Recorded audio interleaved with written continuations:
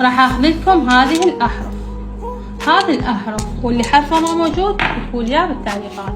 هذه الاحرف راح عندكم يعني شيء يتصلح، خطأ راح تتصلح بينكم وبين الشريك. اكو هواي مشاكل، بعضها بسبب الاهل والبعض بسبب عمل معمول حتى تتفرقون، او بسبب يعني ارتباط، يعني شريككم من النوع المتكبر المتباهي بنفسه، بس هو متقيد بيك، حاير ويفكر بيك هواي، يريد الرجوع، يحاول يسعي حتى يصير حبكم اقوى من قبل. هو صاحب معرفة وخبرة، راح توصلكم اخبار يعني تفرحكم. البعض صار عنده الفراق حاجز بينهم، وهو بالفعل يعني ما نساك هذا الشخص، الحب موجود، المودة تزايد، بس اكو طرف ثالث يتدخل بيناتكم بدون علمكم.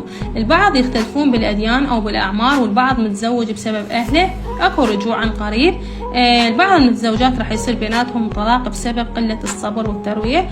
اكو موضوع يريد يحكي وياكم بيه على مود يعني شي تتفرغوا له، على مود زواج او على مود شي ثاني. البعض الاخر خاطب او يفكر بخطبه، راح يوصلكم كلام يجرحكم نفسيا، بس اكو بشاره واكو زواج البعض. اكو طرف ثالث بعيد، بس هي يعني تريده، بس ما تريدكم انه تحسون بيه، يعني يحس انه هو ما متمكن ماديا.